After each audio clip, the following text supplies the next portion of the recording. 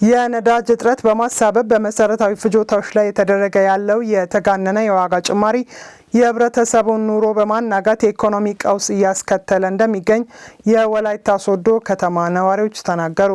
በተለይም በአቋራጭ ለመበልጸግ የሚፈልጉ ነጋዴዎች የነዳጅ እጥረት እንደ መልካም አጋጣሚ በመጠቀም በህዝብ በሚበዘብዙ ነጋዴዎች ላይ መንግስት ጠንካራ እርምጃ እንዲወስድም ጠይቀዋል።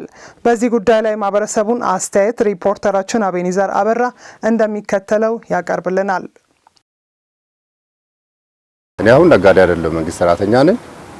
ይሁን እንጂ ይሄኛው ነዳጅና የመሳሰለ ነገር ምክንያት በማድረግ የሚጨመሩ ነገሮች አሉ በእያንዳንዱ ነገር ላይ ማለት ነው። ከትንሹ ከሳሙና ተነስቶ እስከ ሌላ ነገር ማለት ነው። ስለዚህ ይሄ ነገር መሆን የለበትም። ተመልሰው ደግሞ እዚህ ጋር ጨመርኩ ማለት በራሴ ላይ ነው እየጨመርኩ ያለው። እኔ እዚህ ጋር ሸማች ቢሆን ሌላ ቦታ ሲሄድ ደግሞ ገዢ ነኝ ማለት ነው። ስለዚህ ስቲል ነው አሁን ያልተጨመረ ነገር ቢኖር ሞባይል ካርድ ብቻ ነው እንጂ ያልጨመረ ነገር የለም።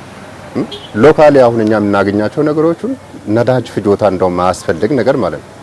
ነዳጅ ፍጆታ ማያስፈልግ ነገር ላይ ተጨምሮ ስላለ ወደ ደሃው ህብረተሰብ የሚቸገር ህብረተሰብ ጋር ስንሄድ የባሰ ችግር እየፈጠረ ስላለ ይሄ ነገር ያው ሃይባይ መኖር አለበት። ነዳጅ በመጨመሩ ምክንያት በማድረግ ነዳጅ በማያስፈልገው ነገር ላይ በተለያየ ነገር ላይ አሁን ከማሳ የምናገኛቸው ሽንኩርት፣ ጎመን እዚህ ሰርተን የምንጠቀሙት ላይ ዋጋ በመጨመሩ ጋር ተያይዞ ትግብግብ ነጋዴዎችም ከተማ ውስጥ በመኖሩ ምክንያት ስቶር ላይ በፊት የገባ እቃ ላይ እጅግ በጣም ኦቨር ዋጋ በመጨመሩ 1 ሊትር ዘይት እስከ 500 እስከ 600 እየሸጡ 1 ኪሎ ሱካር እስከ 400 እየሸጡ ህብረተሰቡን በጣም እጅግ በጣም ልብስ ራሱ ለልጆች ልብስ መግዛት ባልቻልንበት አጋጣሚ አለ።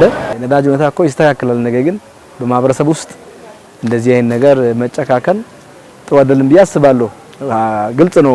ብዙ ቦታ ላይ ሱቆች ምክንያት 200% 300% ተጨምሯል። ነዳጅ ግን የጨመረበት ይሄን አይደለምና ሰው እዚህ የፈጠረው ብዙ ችግር አለ። ብዙ ችግር እኛም ደግሞ እዚህ አካባቢ እስከምንኖር ድረስ የዚህ አካል ነን፣ ተጎጂ ነን። ወደ ዳዋው ማህበረሰብ የምንወስድ ከሆነ በቀን 3 መብላት እግዚአብሔር ይወቅ።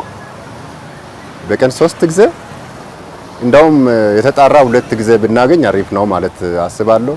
ስለዚህ ምንድነው ስግብግብ ባንሆን ይሄ የሚያመጣው ምንድነው ስግብግብነት ነው። ይሄ ዋጋ ጭማሪ ሲደረግ ኢንፎርሜሽን አንዳንዴ አሁን በራንዳዎች አካባቢ እህል ሲጨምር በቃ ስብሰባ ዛሬ ካለ ነገ በራንዳ ላይ እንዲህ እናደርጋለን ኢንፎርሜሽን ከዛ ባለ በራንዳዎች አሉ እዛ ያሉት ቀደም ብሎ ኢንፎርሜሽን አይ ከዛ እህል ይውጣ እንደዚህ ጤፍ እንደዚህ ያስደርጉ ዋጋ እንደዚህ የለም በሉ ባዶ በሉ ሙሉታል። ሱቆች ላይ ያሉ እቃዎች የሉም የተባሉ ናቸው። ዛሬ ጧት ያሉ ነው ከሰዓት ደግሞ ጨምሯል ይባላልና ጉዳቱ ግልጽ ነው፣ በስፋት የታየበት ነው። ከምክንያቱ ውጪ ጭማሪ ስላለ ከመብላት ከመጠጣት ተጨማሪ ነገሮችን ማድረግ ቀርቶ የዕለት ነገር ማሟላት በጣም ተቸግሯል። ለአስፈላጊ ክፍል ደውሎም ጭምር አሁን እንደዚህ ዘይት አሁን ትላንትና በዚህ ብር የነበረ ዘይት ዛሬ እንደዚህ ይሆናል እንዴት ይሆናል የሚባለው ህብረተሰብ ከራሱ መጮህ አለበት። ለአስፈላጊ ክፍል እዚህ ሶዶ ከተማ ላይ እኔ ቤት አንድ ሳሙና 60 ብር ከሆነ አንተ ጋር 75 ብር መሆን መቻል አለበት። የምንገዛው የምንወስደው አንድ አካባቢ ስለሆነ ማለት ነው። ስለዚህ በየክፍለ ከተማው የዋጋ ዝርዝር ተቀምጦ፣ ሁለተኛ ደግሞ ስቶር ላይ የሚደበቅ ነገር መኖር አለበት። ስቶር ላይ የሚደበቅ ነገር መኖር አለበት። ከራሴ እኮ ነው የሚደብቀው፣ የኛ ህዝብ ናቸው አይደለ? ከራሴ ነው የሚደብቀው፣ ከልጆቼ ነው የሚጠብቀው። ስለዚህ አንድ አውጥቶ በቃ የራሱ ጉዳይ ነው የሚላለ። ስለዚህ የራሱ ጉዳይ ካለን በቃ ሞት አፋፍ ላይ እየደንም የራሱ ጉዳይ ማለት አይቻልም። ስለዚህ ከኔ ኋላ ማን አለ፣ ከየት ነው የመጣው፣ ማን ነው ሞር ደግሞ ተጎጂ የሚሆነው የሚለው ነገር ያው ታሳቢ ውስጥ ተገብቶ ቢሰራ አሪፍ ነው። ቀጥታ የሆነ ዋጋ ቢለጠፍ ሰው አይቸገርም። አሁን 1 ኪሎ እንትን 80 ብር በቆሎ 80 ብር 1 ኪሎ አሁን ወደ 65 60 እያሉ ነው። አሁንም አልተረጋጋም። አሁንም ዲቴል መሰራት አለበት።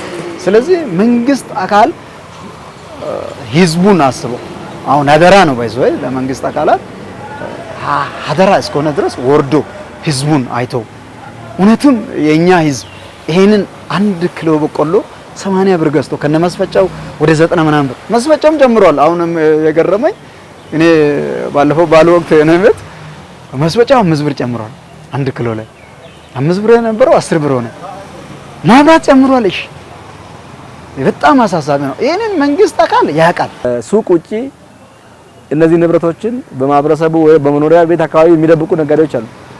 እነዛን በህብረተሰቡ ጥቆማ መሰረት እነዛን ተከታትሎ ትክክለኛ ነገሮች እንዲያደርጉ፣ አላስፈላጊ የዋጋ ጭማሪ እንዲያደርጉ፣ ሱቆች ደግሞ የሚሸጡበትና የሚገዙበትን ትክክለኛ ነገሮችን ግልጽ እንዲያደርጉ የሚታይ እንዲሆን ክሮስ ቼክ ማድረግ አለበት መንግስት።